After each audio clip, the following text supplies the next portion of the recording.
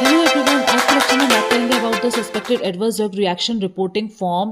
Means how you have to fill this form if a certain case regarding adverse drug reaction is coming. Okay, so suppose हमारे पास ये case based एक scenario है in which there is a 40-year-old male who received injection cefotaxime 1 gram IV for post-operative infection. ठीक है, within 10 minutes of administration patient को क्या develop हो गया? Sudden breathlessness, hypotension, tachycardia and generalized urticaria. ठीक है, उसको मैनेज करने के लिए आपने क्या किया? Immediate resuscitative measures and adrenaline were given and he stabilized and the drug was stopped. Okay, drug को आपने स्टॉप कर दिया. पेशेंट का नाम है राधेश्याम तिवारी फॉर एग्जाम्पल. ठीक है, this is not a real. Drug name है इंजेक्शन सेफोटेक्सिम, डोज है 1 ग्राम, रूट है आईवी, फ्रीक्वेंसी है 8 आवर्ली टीडीएस एंड डेट आपने स्टार्ट किया 6 सितंबर 2025. ठीक है, तो अब इस फॉर्म को हम फिल कैसे करना है ये अगर आपके सामने केस आता है. ठीक है, सबसे पहले मोस्ट इंपॉर्टेंट इज दैट ये जो फॉर्म है इसका वर्जन 1.4 हम यूज कर रहे हैं अभी.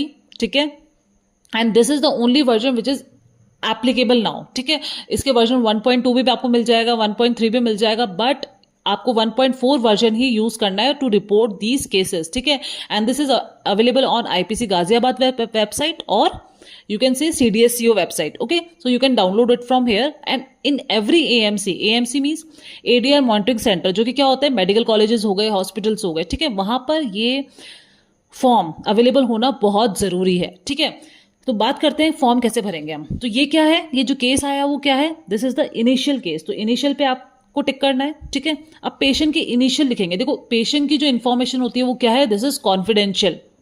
पेशेंट की इंफॉर्मेशन आपको कॉन्फिडेंशियल रखनी है. तो पेशेंट का नेम क्या है, राधेश्याम तिवारी. ठीक है, तो आर इनिशियल क्या हो गए, आर और टी. ठीक है, तो यहां पे हम क्या लिख देंगे, पेशेंट के इनिशियल आर और टी. ठीक है, पेशेंट की एज है 40 ईयर. ठीक है, तो हमने लिख दिया 40 ईयर. ठीक है, जेंडर है पेशेंट मेल पेशेंट है. ठीक है, और वेट सपोज आप मान सकते हैं पेशेंट का वेट है 62. ठीक है, 62 किलोग्राम. तो ये आप इस तरह से फिल कर देंगे. ठीक है, यहाँ पे बेसिक डेमोग्राफिक डिटेल्स.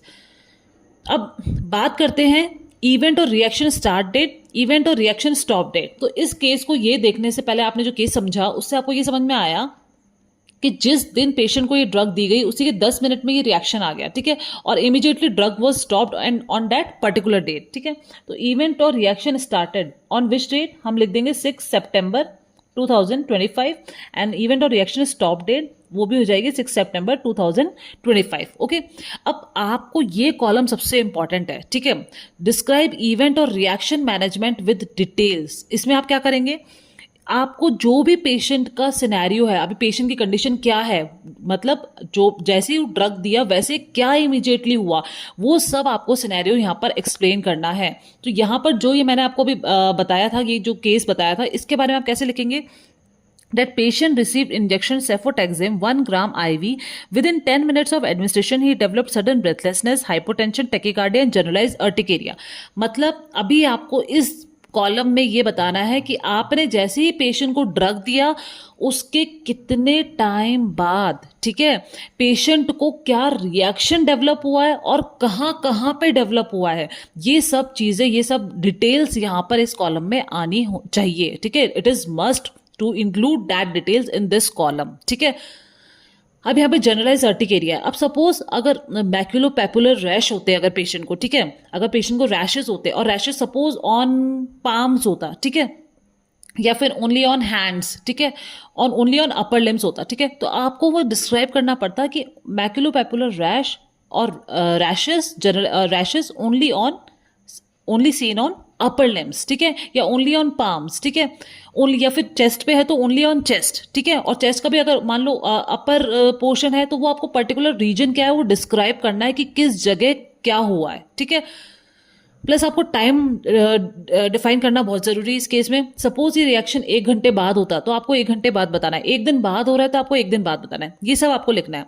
फिर यहाँ पे ये तो आपने इवेंट डिस्क्राइब कर दिया, अब मैनेजमेंट भी बताना पड़ेगा आपको. तो आपने मैनेजमेंट क्या किया, immediate resuscitative measures and adrenaline were given and patient was stabilized and the drug was stopped. Patient stabilize हो गया immediate resuscitative measure से and the drug was stopped. आपने ड्रग को स्टॉप कर दिया था. तो स्टॉप कब किया, 6/9 को, और पेशेंट वापस नॉर्मल हो गया था, ठीक है, स्टेबल हो गया था. अब ये क्या, इस कॉलम के बाद कौन सा कॉलम आता है, सस्पेक्टेड मेडिकेशंस, कि आपको मेडिकेशंस कौन कौन सी पता आपको लगता है कि इस मेडिकेशन की वजह से हुआ है। तो आपने ये सेफोटैक्सिम दिया, उसके 10 मिनट में हो गया, तो आपको क्या लगेगा कि हाँ, आपको क्या पता है अभी तक कि सेफोटैक्सिम से ही हुआ है। तो यहां पर आप क्या लिखेंगे, मेडिसिन का नाम लिखेंगे, सेफोटैक्सिम, ठीक है। अब इसका मैन्युफैक्चरर, जो भी मैन्युफैक्चरर है इसका, ठीक है, जो भी company, I will not speak the name of company in my video, ठीक है, जो भी मैन्युफैक्चरर है उसका, उनकी डिटेल्स यहां पर आपको लिखनी है, ठीक है। बैच नंबर है और लॉट नंबर है, जो भी आपके जो मेडिसिन की जो भी स्ट्रिप्स है उनके पीछे जो भी लिखा होता है डिटेल, ठीक है, आपके पास है, वो आपको यहाँ पर बैच नंबर और लॉट नंबर फिल करना है। एक्सपायरी डेट, अब सपोज इसकी एक्सपायरी डेट है, सपोज मैं लिख देती हूँ यहाँ पे, ठीक है, लाइक इसकी डेट लिख देते हैं हम 12 सितंबर 2026, ठीक है, फॉर एग्जाम्पल। तो आपको डेट लिखनी है। अब डोज कितना था इसमें पेशेंट के, डोज कितना था 1 ग्राम, तो यहां पर आप क्या लिखेंगे 1 ग्राम। रूट क्या दिया आपने, IV. Frequency, post operative infection में फ्रीक्वेंसी क्या होती है, 8 आवर्ली टीडीएस, तो टीडीएस होती है फ्रीक्वेंसी, इसको इसकी डिटेल्स हम लिख रहे हैं, ठीक है। डेट स्टार्ट कब किया आपने, 6/9/2025 में, और डेट स्टॉप भी आपने 6/9/2025 में आपने कर दिया, ठीक है। इंडिकेशन क्या था, किस पर्टिकुलर कंडीशन, डिजीज कंडीशन के लिए आपने ये मेडिसिन दी है cefotaxime, that is given for post operative infection, ठीक है, पोस्ट ऑपरेटिव इन्फेक्शन के लिए, ठीक है। Causality assessment I will take in another video, this is in itself is a big topic, okay, and it is very important, ठीक है, we will take this in another video। तो ये सब details हो गई। अब इसके बाद आपने आता है column action taken after reaction, ठीक है। अब जब रिएक्शन डेवलप हो गया तो उसके बाद आपने क्या एक्शन लिया, तो हमने क्या किया था, ड्रग स्टॉप, ठीक है, तो ड्रग विथड्रॉन, ठीक है, आपने क्या करा, इस पर टिक कर दिया ड्रग विथड्रॉन। अब ऐसा हो सकता है आपने डोज इंक्रीज करी हो, क्योंकि उस मेडिसिन को क्या होगा, आप उस मेडिसिन को स्टॉप नहीं कर सकते हो, तो आपने डोज इंक्रीज करी हो तो यहाँ टिक करोगे आप। आपने डोज रिड्यूस करी है तो आप यहाँ टिक करोगे, या फिर आपने डोज चेंज नहीं करी, वो चलती रही है, ठीक है, तो आपको यहाँ टिक करना है। Not applicable, if doesn't fit in this categories, तो आपको नॉट एप्लीकेबल करना है, या फिर अननोन, ठीक है। Then we have another column which is reaction reappeared after reintroduction of suspected medication. अब सपोज आपने इस पेशेंट को वापस से सेफोटैक्सिम दिया नेक्स्ट डे, ठीक है, तो हो सकता है ये रिएक्शन वापस आ गया हो। तो अगर रिएक्शन वापस आया तो आप क्या करेंगे, यस, ठीक है। अब इस केस में आपने क्या करा, ड्रग को स्टॉप ही कर दिया, तो हमने ड्रग विथड्रॉन कर दिया, ठीक है। अब अगर आपने ड्रग को वापस दिया और रिएक्शन नहीं आया तो आप नो करोगे, और इफेक्ट अननोन, और डोज इफ री इंट्रोड्यूस, अगर आपने री इंट्रोड्यूस करा है, ठीक है, तो आपको यहाँ पे डोज मेंशन करना पड़ेगा कि आपने 1 ग्राम में किया है या फिर आपने डोज रिड्यूस करके आपने री इंट्रोड्यूस करा है, ठीक है। इस तरह से आपको ये कॉलम फिल करना है, ठीक है। इसके बाद आता है concomitant medical product including self medication and herbal remedies with therapy dates, ठीक है। यहाँ पर भी इसके name, dose, route, frequency and therapy date, started, stopped and indication. अब यहाँ पे क्या है, जो सपोज पेशेंट की ये मेडिसिन आप ये तो आप दे रहे हैं, ठीक है, पोस्ट ऑपरेटिव इन्फेक्शन के लिए, हो सकता है पेशेंट कोई हर्बल मेडिकेशन ले रहा हो या फिर कोई सेल्फ मेडिकेशन कर रहा हो खुद से, उसने कोई और भी मेडिकेशन ली हो, ठीक है, आपको बताया नहीं हो, और अभी आपने केस हिस्ट्री ली तो आपको पता लगा कि पेशेंट की तो अभी सपोज आयुर्वेदिक मेडिकेशंस भी चल रही है कोई और, ठीक है, तो उन सब की डिटेल्स कहाँ पर आएगी, यहाँ इस कॉलम में आएगी, ठीक है, वो आपको डिटेल्स यहाँ फिल करनी है। एडिशनल इन्फॉर्मेशन क्या है इसमें भी, अगर मान लीजिए कोई और मेडिकेशंस है या फिर कुछ और कोई भी एक्स्ट्रा एडिशनल इन्फॉर्मेशन है आपको इन मेडिकेशंस के रिगार्डिंग, वो आप यहाँ पर एडिशनल इन्फॉर्मेशन फिल कर सकते हैं, ठीक है। सपोज किसी के ATT चल रही है, एंटी ट्यूबरकुलर ट्रीटमेंट थेरेपी है, ठीक है, और वो उसका इस मेडिकेशन से कोई लिंक नहीं है, लेकिन आप एडिशनल इन्फॉर्मेशन आप लिख सकते हैं कि हाँ पेशेंट या सपोज कि ATT थेरेपी पे है, या पेशेंट की कोई और भी मेडिकेशंस चल रही है साथ में, ठीक है, वो आप यहाँ पर लिख सकते हैं, ठीक है। नेक्स्ट कॉलम आता है, दिस इज फॉर AMC और NCC यूज ओनली, ठीक है, this column is not for your use, who is reporting, ठीक है। नेक्स्ट आता है रेलेवेंट इन्वेस्टिगेशंस विद डेट। आपने हो सकता है कोई इन्वेस्टिगेशंस कराई हो तो उसकी डिटेल्स आप यहाँ पे लिखेंगे, ठीक है। रेलिवेंट मेडिकल और मेडिकेशन हिस्ट्री और allergies, pregnancy, addiction, hepatic renal dysfunction. In case आपको पता है कि पेशेंट के ये प्रेगनेंसी या फिर ये कोई हेपेटिक रीनल डिसफंक्शन भी है तो आपको यहाँ पे लिखना होगा। उससे क्या होगा कि अगर हेपेटिक इंपेयरमेंट है, पेशेंट का रीनल इंपेयरमेंट है और आपने वो मेडिकेशन दे दिया जो कि रीनल इंपेयरमेंट में नहीं देनी चाहिए उस डोज में, ठीक है, तो वो हम को रिलेट कर सकते हैं and that will be helpful in causality assessment, ठीक है। कॉजुअलिटी असेसमेंट में क्या होगा, उसका बहुत अच्छा आप एक फैक्टर मिल जाएगा आपको, ठीक है। आप कॉजुअलिटी असेसमेंट में सपोज आपका ये निष्कर्ष निकल रहा हो कि हाँ इसी मेडिकेशन की वजह से ये रिएक्शन हुआ है, बट ये सब डिटेल्स भी होंगी तो क्या होगा, it will be helpful to assess causality relationship or causal relationship between the drug and the adverse reaction. ठीक है, अब बात करते हैं सीरियसनेस ऑफ द रिएक्शन. अब जो रिएक्शन हुआ है वो सीरियस था कि नहीं था. ठीक है, नो और यस. ठीक है, यस है तो मतलब यस कब टिक करोगे आप कि डेथ हुई है पेशेंट की, लाइफ थ्रेटनिंग है, हॉस्पिटलाइजेशन और इनिशियल और prolong, congenital anomaly, disability, other medically important. ठीक है, तो इसको क्या हुआ था, ब्रेथलेसनेस हुआ था, हाइपोटेंशन, टेकिकार्डिया एंड जनरलाइज. तो it can be called as life threatening. ठीक है, हो सकता है इसकी जान भी जा सकती थी पेशेंट की. ठीक है, तो यहाँ पर हम क्या टिक करेंगे, यस. ठीक है, अब आउटकम क्या हुआ, आपने इमीडिएटली आपने क्या किया, रिससिटेटिव मेजर्स एंड एड्रेनलिन आपने एडमिनिस्टर किया, पेशेंट क्या हो गया, स्टेबल हो गया. ठीक है, तो यहाँ पर ऑप्शंस होते हैं आपके पास, recovered, recovering, not recovered, fatal, recovered with sequelae, unknown. तो आप यहाँ पे क्या कर देंगे, रिकवर्ड. और ठीक है, और better you can do at recovering also, but हाँ पेशेंट स्टेबल था तो हम यहाँ रिकवर पे टिक कर सकते हैं. ठीक है, तो this is all done.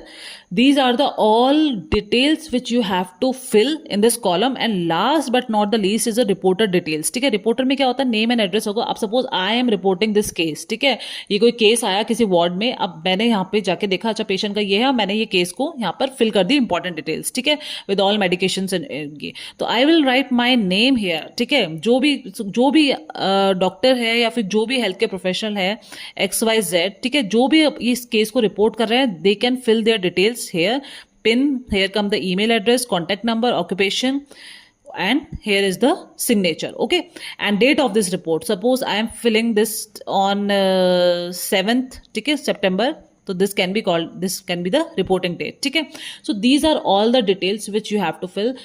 Most important details जो इसमें आपको fill करनी ही करनी है, like patient age. ठीक है, इनिशियल केस है, क्या है, आपको सबसे पहले आपको इवेंट जरूर अच्छे से डिस्क्राइब करना है. ठीक है, अगर ये इवेंट आप अच्छे से डिस्क्राइब नहीं करेंगे, क्योंकि होता क्या है, which I have usually seen in medical colleges, आप ये डिटेल्स क्या है फिल नहीं करते कि पेशेंट को रिएक्शन क्या हुआ और कब हुआ, कैसे हुआ. ठीक है, एंड दिस कॉलम, ठीक है, ये जो डिटेल है कि ड्रग के बारे में जानकारी. ठीक है, कि ड्रग का batch number, lot number, expiry, और ये आपने किस इंडिकेशन के लिए दिया, क्या डेट स्टार्टेड था, डेट स्टॉप था, ये कॉलम अच्छे से फिल नहीं होता है. ठीक है, तो इसकी डिटेल्स नहीं होती तो क्या होता है, वो आप मेडिकेशंस को आगे जाके जब हमारे ये फॉर्म्स कहाँ जाते हैं, IPC गाजियाबाद जाता है. ठीक है, तो वहां पर जाके कॉजुअलिटी असेसमेंट और ये सब करना, डिसाइड करना, ये बहुत मुश्किल हो जाता है. ठीक है, so this is how you have to fill adverse drug reaction reporting form, and you have to report each and every adverse drug reaction case which you encounter in your daily practice, whether it is hospital, whether it is medical college or anything. Okay,